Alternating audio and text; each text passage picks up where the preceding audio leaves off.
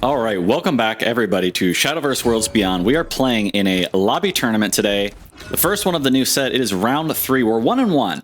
Go back and watch my last video if you want. The second round, oh my god, so close. It was literally within basically 1 HP point. Just insanely close match. And I'm going to talk a little bit more once again here, my thoughts on this kind of crazy deck I'm using. And I'll also flash this deck at the end. Would love to keep the Norman. He's just insanely good. But let's see here. We're against Haven. We're going second. Whatever. Let's just keep the Norman. All right, sick. All right, everybody, so I want to show you something pretty crazy today. If you didn't check out my last video, okay, everybody, watch this, all right? Just watch this. This is the whole point of this deck. It is kind of a little bit crazy, I would say, but the point of this deck is this Arcane Archivist. I really think this guy has insane potential. And why does this guy have such insane potential, I think? Well, let me show you why. The fact is, you can play him on turn 2, and I really like having Dimension Climb early to pair with 2 Anangreas. Like, it's almost kind of all I need to just be able to play it. I can play this Ruler on turn 10 and follow it up with a Declimb. 2 Anangreas gets me almost all the way there with the spell boost. If only I could just get the Dimension Climb early. You know what? I think I'm actually going to get rid of the Ruler, but can I just get a Declimb? Oh my gosh, wow, how lucky is that? So yeah, this deck is literally playing this is a single spell variant of Runecraft that I'm playing here. Now, as I mentioned in my last video, talked about it as well. I'm kind of thinking that... Ooh, that was actually potentially a pretty good draw. Maybe I should go ahead and Remy here. What do you think? I think Anangrea is going to be better to boost out, so we'll go ahead and just Penelope for now. I'm really missing the 3-drop spell, the 3-cost spell that gives you either these Earth Sigil rune things or the Restore Defense. So I've been kind of thinking maybe try this guy out with Dimension Climb and that. This is actually kind of sick because Anangrea gets to snipe this little 2-2 so that it doesn't get to just keep getting buffed up over and over again, which is exactly what we're going to end up doing here. Then we'll kill that 2-2 off. All right, so let's go ahead and do it. Or actually, we'll kill the 2-3. So this is going to evolve. This dies.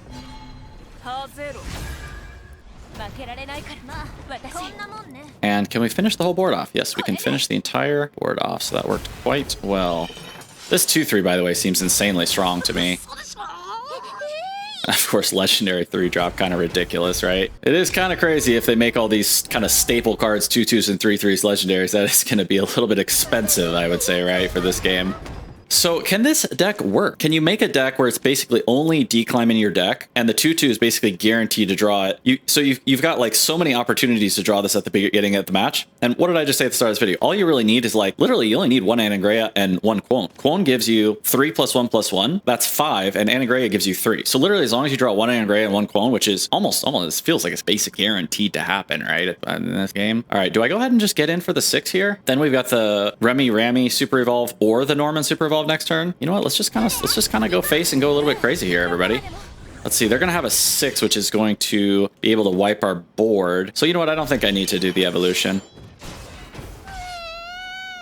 They basically have to have the board wipe. If they don't have the board wipe, what would they have? The 5-mana 3-3? Yeah, I'm all right with this, I guess. Yeah, probably don't. Oh, I was going to say they probably don't play the Unholy Vessel if they're playing this kind of defense variant here. All right, so we've got some major options here. If they don't have another Unholy Vessel and I can Norman and get the 2 Guardian Golems, it's going to be absolutely bonkers. And that's actually just a normal evolution to get that going. Oh, and we'll have the Remy follow-up. They would have to have another Unholy Vessel. I'm pretty sure anything else they have in this game is just basically just not going to do it at all. All right, everybody, let's see the power of this absolutely crazy Norman. I think this is going to be one of the best new cards in the set. I'm definitely going to end up crafting a 3rd copy at some point. It's still a little early, so I want to have a couple chances to just naturally pull the Norman, so I haven't crafted him yet, but yeah, this guy seems just absolutely busted bonkers. So here's the idea long term for this deck. It's still just kind of in its infancy. I'm just kind of testing it out and trying it out. All I have to do is dodge the Unholy Vessel. All right, sweet, we dodged it. That's pretty sick.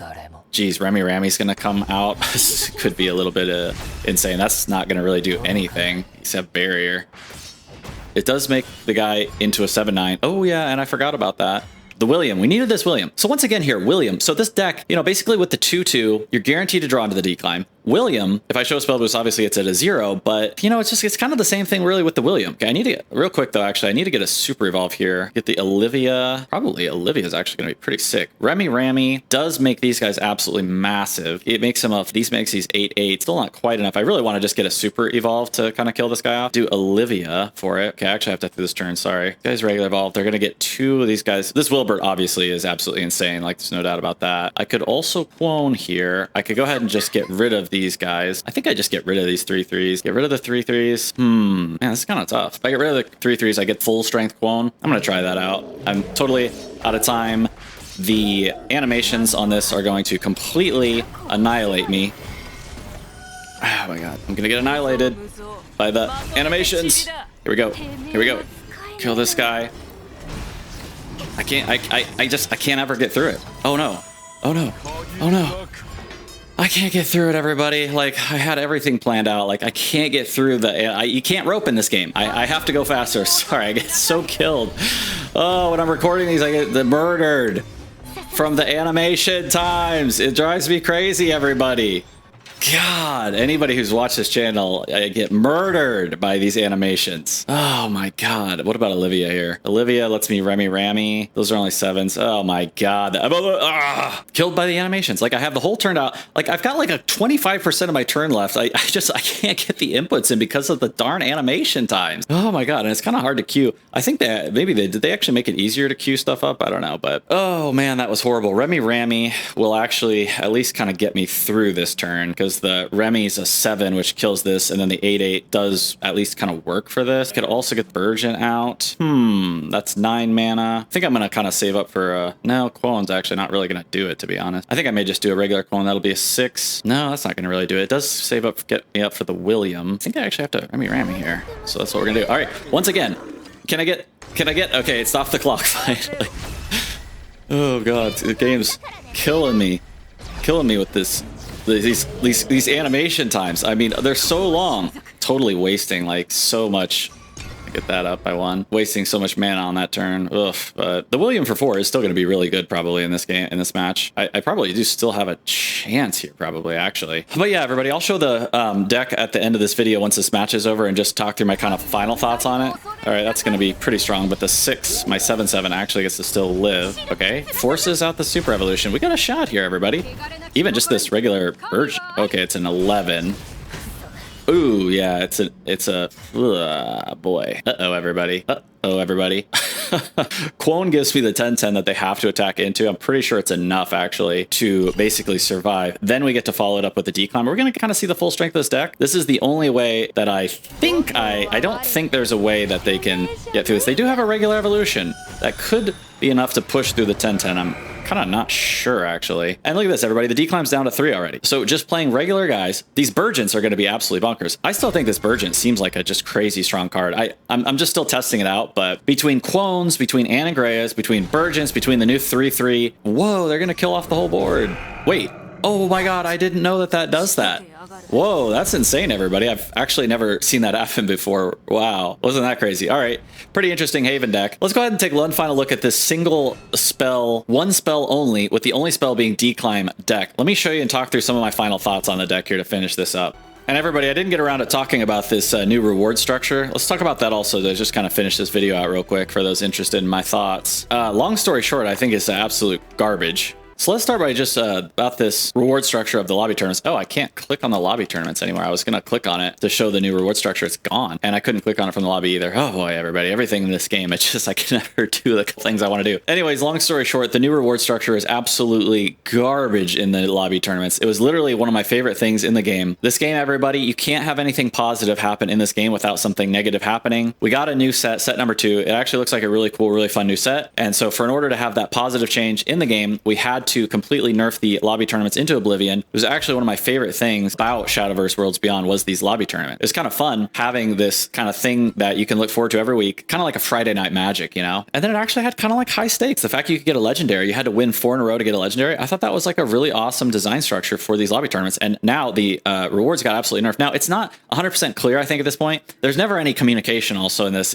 game about what the heck is going on with the game. So I don't know if this is a permanent change or not. If it's a permanent change, I think it's like the absolute absolute #1 worst thing that's happened in the game since I've started playing it. It's absolutely awful. I hate it. I'm gonna probably make another video just like a kind of some just chatting style video, kind of talking head. I'm gonna start making some of those videos in the future, and I'll talk more about my thoughts on this. But yeah, like long story short, I think it's like the worst possible change that could have made the game. Absolutely horrible. Feels terrible. I hate it. The reward structure is terrible now. It makes the tournament like so uninteresting and unexciting. It was a kind of like an exciting thing, you know, every tournament, like win 4 and get like a big reward, get a guaranteed legendary. It's crazy. So yeah, I think that's awful. Now let's talk about this deck, everybody. So with this new set, this deck, I basically just kind of trying one-ups of a lot of the new cards, trying the little Anthem, the Norman. The Norman's going to be busted. I'm going to end up going up to 3 on this. After I end up getting 3, I'm going to open a few more packs to try to open it naturally first. But this is going to be pretty much a guaranteed 3 of, I have a feeling, in any Runecraft. I ended up going down to 2 Junos. I was playing 3 Junos in month 1, but I think 2 is pretty much the right number if you're playing an Earthrite Rune deck, because there was just too many games I was constantly ending up with 2 Junos in my hand, and because of the fact that they don't stack well together, I think 2 is pretty much always going to be the right number on the Junos. But then yeah, the key thing here, everybody, is this Arcane Archivist. Here's my ideas for Arcane Archivist if you want to do this kind of crazy 1 spell, or even maybe like a 2 spell route. To me, the 2 spells that shout out to me to pair with this Arcane Archivist: turn 2, select a card in your hand, return it to the deck, and draw a spell. You get to guarantee which spell you get if you play this low spell variant. And again, because of cards like this new card, Virgin, which I still think seems really strong. I'm going to keep testing it to make my final opinion, but I mean, every turn you get a 1/1 that you can use for spell boost, and even when it comes out, it's just a 4/4 with 2 of these. It's like not too bad at all.